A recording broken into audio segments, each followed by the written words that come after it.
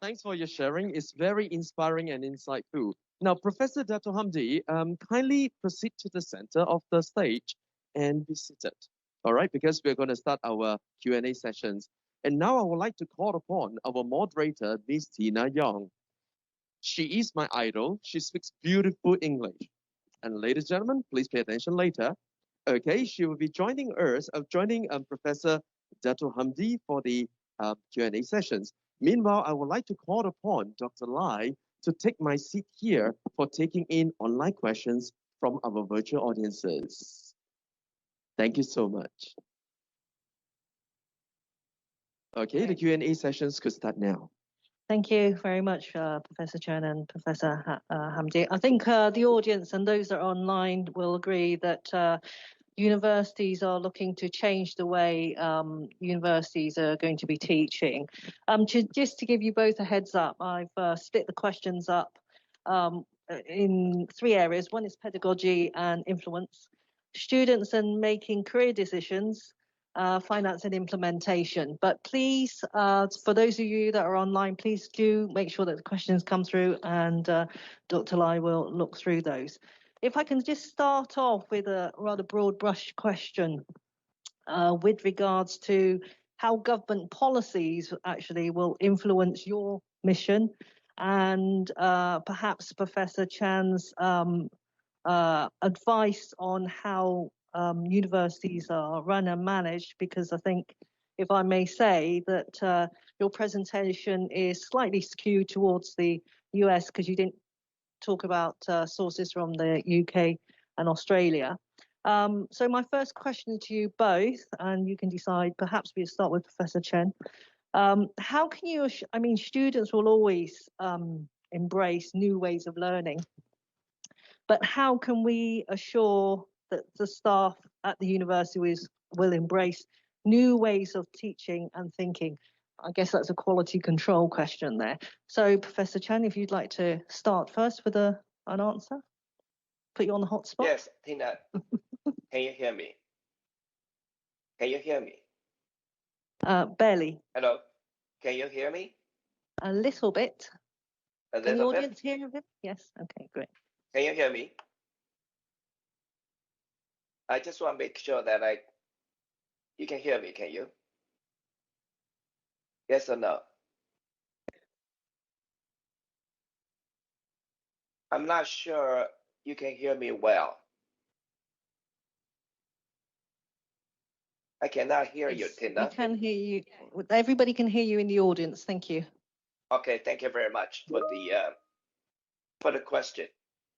Yes, indeed, Tina. My talk emphasized more on the future university in the United States and also in Taiwan. And I did not include the examples from UK or Australia, which is the British system, which you are most familiar with. Perhaps you can interject some ideas later on. With regard to the question about the government policies, I think every country is different. Every country has a different emphasis in terms of its educational goals and the requirement for the economic development in the country. I can only speak in the case of the United States and also Taiwan, perhaps including Hong Kong and Macau, where I have served in certain capacities before. I think the three important areas which I mentioned in my talk for the definition or perhaps reform of the future universities are in the degree programs. Number one, how you compose a degree program, what kind of courses required, elective, or other courses which students should take. And that would be based upon what would be the goal and the mission of the degree. There are quite a few examples going on in this part of the world. That is, a degree does not have specific defining courses. You can actually have a selection of courses which you put together in order to reach your educational objectives. And the other thing is in Taiwan, there's emphasis on cross-disciplinary education, and because many of the advanced technology and development requires knowledge and skill that goes beyond just a single discipline. So there are more and more majors and minors and combination of both. The example which I have given to the audience from the National University of Singapore, there are shockingly a large number of combination of courses, both majors and minors. So the policies, I think, differs from different university to different universities, and Malaysia perhaps has different emphasis as well. So that's all I want to say at this time. Thank you. Can I just pass over to Professor Hamdi, please? Thank you. Yeah, you're talking about how we change the way pedagogy Yes, essentially how government policy is going to, because as you know, the US is an important trading partner for Taiwan, Singapore, Malaysia, and government policy may influence, and politicians particularly may influence how education is being delivered. Is there a, how, and being able to deliver courses, how can you assure staff will embrace new ways of teaching and thinking it's a quality control thing? I think you mentioned earlier how staff had to go from teaching face-to-face to being online. That's a generation change there. Till now, we do not have any issues of government interference in teaching and learning, so which is good. And secondly, implementing, say for example, Simulator is really going very, very strongly with flipped classrooms. We believe that it has to be flipped classrooms, so that in the class is a PBL, problem-based learning, and should not be teaching as what we have been doing for the past 100 years. And we are changing the landscape. It's very tough. The professors, are very reluctant to change. I've been teaching for the past 30 years. Why should I change? I mean, that will be the reaction. So what we do is that focus on the young ones, and as well as incorporate that into the KPI. Now, I hate to say this, but KPI is really a way to really not control, but mold behavior. And people are very smart. They will eventually move towards, mold themselves with whatever set of KPI and promotional criteria. Another one is that in giving tenure, for example, we have lengthened the tenure system. According to the government, it's 1 to 3 years. Now we pull it to 6 years. So the person join UCMLAYA will not get tenure within 1 to 6 years. And if the person get tenure, it will be automatically associate professor. So we want the person to get associate professor after 6 years, failing which they have to leave the university. So this is a new model that we are forcing. And in doing changes in the teaching method, pedagogy, the young ones are more receptive, and it's a lot easier to incorporate the teaching methods with the young ones. So we are focusing more on the young, receptive lecturers. Okay, so whilst you've got current lecturers that are at university, they obviously need time to sort of be retired off.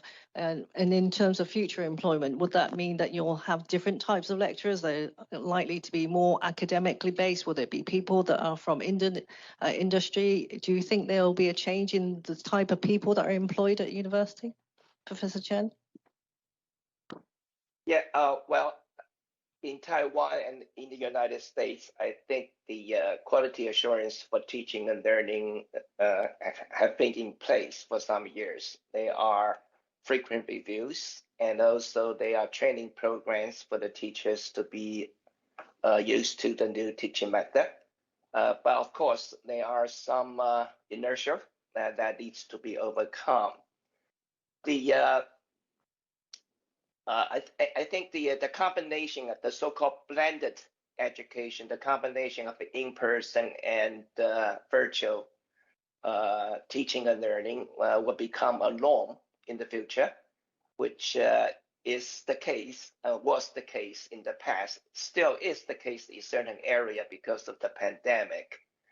I think there will be more and more courses to be taught in a different way. We talk about flip classrooms, we talk about PBL, we talk about more case studies, etc., etc. And those will be certainly important. in the future classroom or outside the classroom learning. One thing which I want to emphasize in my talk is the soft skills, which is something that cannot be taught in the form of a course. There's no such a thing as Introduction to Soft Skills 101. So you must learn this by learning from your peers, from your friends, from your teachers throughout the entire duration of your campus life. It's a progressive way of learning the soft skills, which perhaps will become even more important in the future than your specialty courses. Thank you.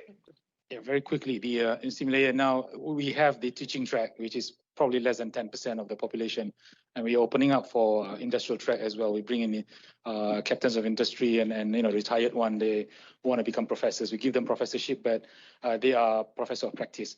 So we have been doing this now for the past at least 2 years. We are bringing in people from various backgrounds, so that enrich our teaching. So for them, there's no KPI of publication. It's just teaching and bringing grants and do research, which is relevant to the industry. So very industry driven, at the same time, very practical sort of teaching experience. We found it, the mixture is very, very useful for our students and our staff as well.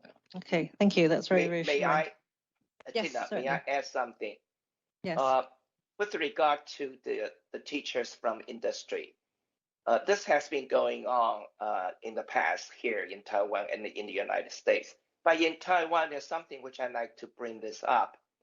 4 top universities in Taiwan have created a new type of colleges by combining the industrial practitioner and the academic together, and supported by the government with funding from the Department of Energy and also Department of Science and Technology. The essence of this kind of college is to have the non-academic staff, the teachers from the industry, that have the same privilege and right and responsibility to teach and to advise, as well as to lead the research. So there will be even more engaging participation from industrial practitioners into the education in certain area in the 4 universities that have been identified by the government. Great, thank you very much for that. Now, if I can turn my attention to students and making career decisions. And you mentioned in your presentation about learning becoming more learner-centric. Firstly, students generally have difficulty deciding what they want to study. And if we move towards becoming learner-centric, is there a risk that what they learn becomes A, diluted, and B, will they need to study a little bit longer? Yeah, for the simulator case, yes, they have to add on. If it is a double major, they have to add on a couple of credits. They need to at least have 20 to 30 credits in some cases. And yes, they will need to increase probably the length of study.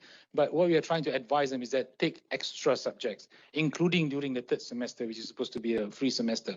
So by then they do not need to, extend, 1 year or 1 semester. We are trying to avoid that as much as possible because there are lots of impact on their funding, on their PTPTN stuff and whatnot. So so far we have received students that wanting to do many things, and we need to support them. We have a support system, the academic advisor, to really advise them on how they can maneuver so that they do not fall into the trap of having to extend. So it is really at the embryonic stage, I have to say, in New Simulator, because we have run it in a very full scale recently, and there are lots of choices, and they are spoiled of these choices, I think, in New Simulator.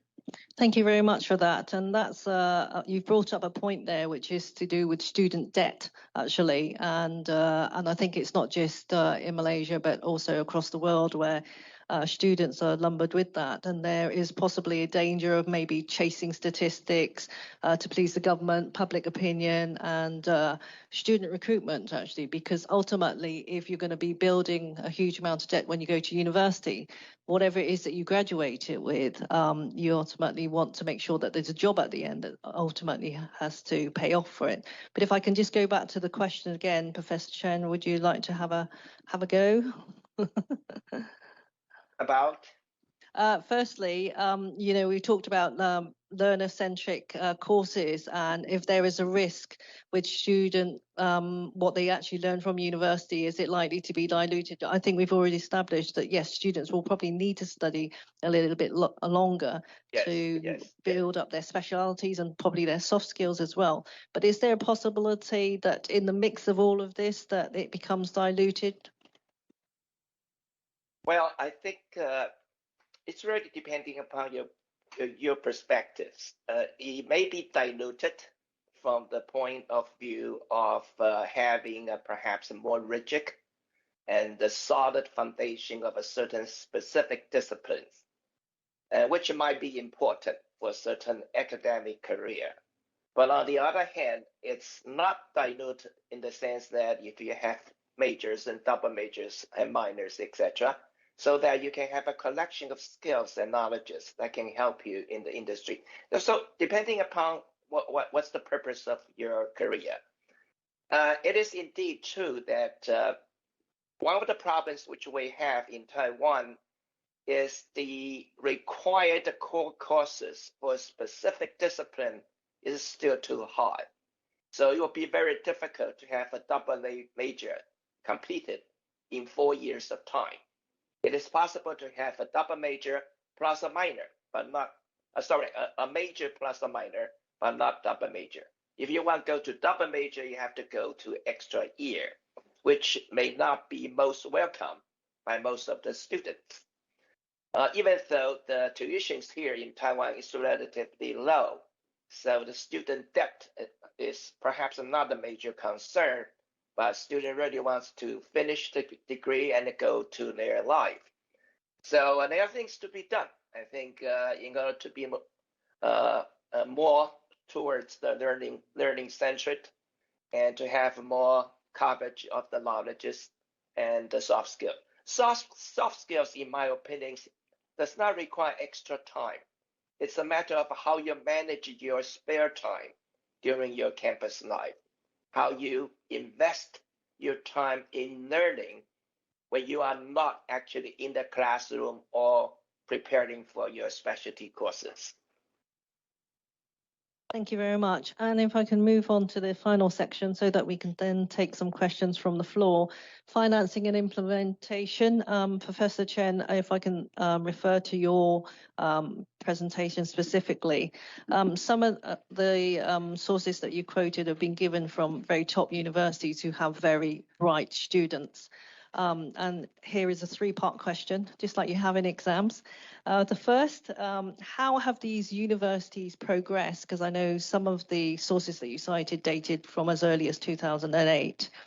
And how will other universities be able to offer student-centric learning courses as it relies on very good resources? And I think that probably also applies to you, because not all universities necessarily have that sort of funding and infrastructure. And finally, the final part of this question is how are public and private universities going to pay for this? Very good question. I have written down. The examples which I have brought up today from the 6 universities, they are all most recent. Okay, MIT NEET program started in 2017, just about 4 years ago. Harvard reform of general education started about 2 years ago, and so is National University of Singapore. Thereby, they are relatively new. So even though some of the data which I used dated back to 2008, but the actual action of the change of the educational form for those 6 universities which I mentioned only started recently, so we don't really have a lot of data to compare with. In terms of the difference between the public and the private university, well, depending upon the country. In the United States, private university perhaps are even better off as compared to the public universities because they have more funding support for those students in need. But in Taiwan, it's the opposite. You know, wealthy people tend to have their children go to public school, which costs less. The less privileged students, the parents, they will send their students to private school, which are more expensive. But even though the tuition in terms of the number of dollars is still relatively low, but it does present a problem for students who come from a poor family, less privileged family, who have to attend the private school. They may have to work, take some part-time job, or they may even have to delay their graduation by going to work. So I don't know whether I answered the question, the three-part question completely. I managed to perhaps answer part of the three questions. Thank you very much. And if I can just pick on that point and address Professor Hamdi, you mentioned how funding has become very difficult for you, and I don't envy your task. And you are obviously, being people will look up to you and be guided by your leadership. And ultimately, other universities which may not necessarily have the same gravitas as you at the university will be looking to see how they can perhaps emulate some of your good practices. I guess the question there is the top universities will have the resources to be able to progress and train students of the future. So what happens to everybody else? How would you advise?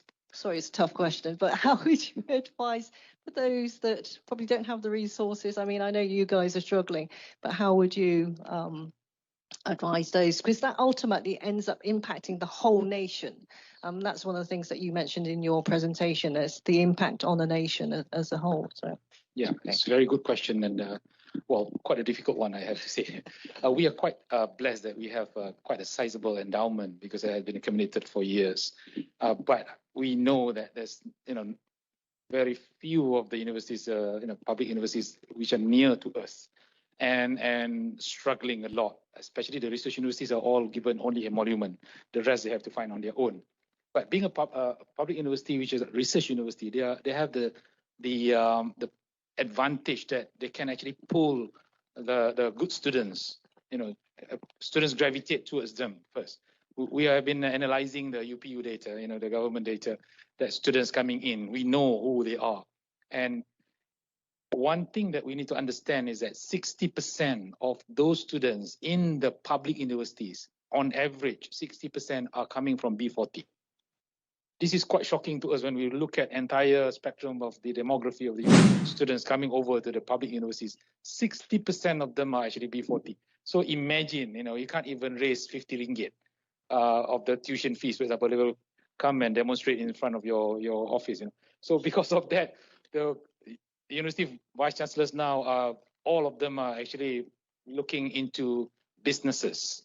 They are doing all sorts of things, for example. And UC Malaya, just for example, I think you are probably fully aware, we have our own open channel. We call it Satu, Saluran Terbuka, where students can actually come and they have to pay on their own. They are not government-sponsored students. They are non-government-sponsored students. They pay full fees. They pay costs. So the government-sponsored student, for example, for 4 years engineering are just paying $2,000, Prof, $2,000 US dollar, less than that, in fact. So those privately sponsored students will have to pay 10 times. So this is what we are doing in order to kind of survive, because we can't even raise the fees of the current UPU students. It is not allowed at all. In fact, the accommodation also, they are paying 6 ringgit 50 cent per day. And that's roughly around 200 ringgit per month with everything else covered, internet, electricity, water. So imagine, it's almost like free staying in the university. So these are the challenges. And university find ways now in order to generate various income, but not all can actually do that. So this is, as you mentioned rightly, that those universities outside of Kuala Lumpur, for example, is really struggling because there is no incentive to go there. You know, what is there in the middle of nowhere, for example? So people are having trouble raising funding, and actually they're in trouble. So they need to find ways, creative ways to actually solve this issue. And a lot of them are as of now, not seeing the light at the end of the tunnel. Thank you very much for that. So I think in conclusion to that, I would say that if politicians don't listen to universities, there could be potentially a risk for countries, because ultimately your human capital is your future. And my final question before we hand over to Dr. Lang. If I may, yes, sorry, certainly. Well, we do have quite a bit of questions in the team as well as the FB Live right now. But I guess that those are in team. We can pick it up later on. But I do want to raise a questions from our FB Live right now. From your point of view, are the employers in this region, particularly in Malaysia, are ready and willing to accept graduates from multidisciplinary programs? Well, I just to add on a little bit, I guess that this question very much coming from the perspective of we always been shouting out that we want industry ready, industry relevant graduates. But with multidisciplinary, like what Prof. Chen has shared very much about the US model, it is almost impossible that we can spend that much time to learn different things, but without a core. Yeah. Thank you, Professor Hamdi. Oh, very quickly. We have engaged with the stakeholders, and we have already understand what are their needs. And as the survey has shown, that rarely that they are saying that we want somebody who is very good in mechanical or whatever. They are always saying that we want somebody who is really eager to learn, very flexible, have the right attitude. Again, those are all the soft skills that has been mentioned.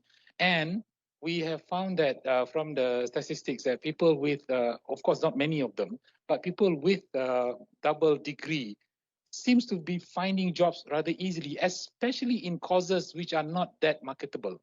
For courses who are highly marketable, maybe there is no need. Hence, in UC Malaya, for example, we have 77 undergraduate courses. We only open up for 23 courses only, knowing that these are the demography that probably might need extra modules in order for them to be marketable, so that they can really find jobs out there, without which they have difficulty, because we know the statistics of our graduates that is now in the job market. Yeah. Thank you, Tina. Back to you. Okay, thank you. And my final question, and I promise it won't be a tough one. As we already agree, is that university education is set to change in the way you teach. So then the question is that if we are all agreeable that there will be a change in the way that students will study at university, is there a need to review how children should be taught? And if so, is there likely to be a delay in the outcomes and desired knowledge required for jobs of the future? Professor Chan, would you like to answer that question first?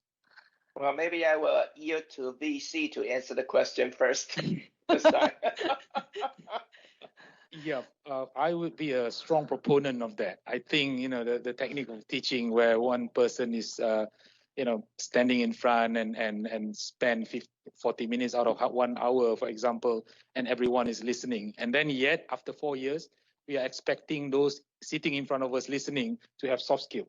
That is periodic, it's very weird, because 4 years of listening with a little bit of interaction here and there will never change the behavior of a person. Will never change the capacity and ability of the person to have communication skill, confidence level, leadership, and whatnot that we have been listing, saying that these are the core competency and soft skills that we need.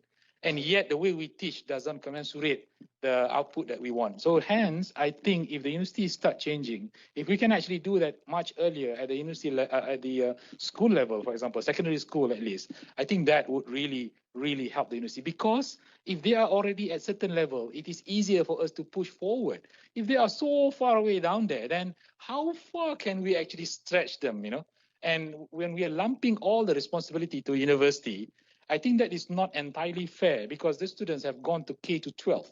12 years in the school system and just 3 to 4 years in the university system. Yet we say that university must do this, university must do that. Everything else is lumped on the university. So I think it is time that we stretch it a bit, to at least to the secondary school and the foundation level. Yes, thank you. Professor Chan, do you have anything to add to that? I agree with Vice Chancellor completely. Yes, totally. One thing to add is that I think we have to emphasize more about the campus life, and the university should pay attention to the learning and perhaps other activities students are to be taking outside the classroom. In other words, university should also have programs, not only for the curriculum, for the disciplines, but also outside the classroom that may become required, such as social responsibility, such as internationalization, such as communications. All these things should be built into the program as part of the degree requirement, rather than just the courses. Thank you very much. And it's great minds that think alike. But of course, if you start delving into the secondary school, that's a bigger topic altogether, and it'll involve politicians. So that may never transpire. If I can hand over back to Dr. Lai, because I think we're at time now.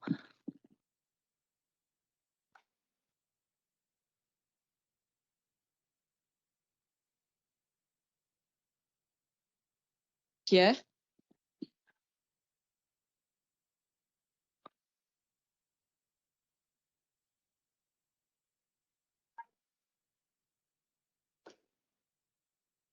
Sorry, I cannot hear.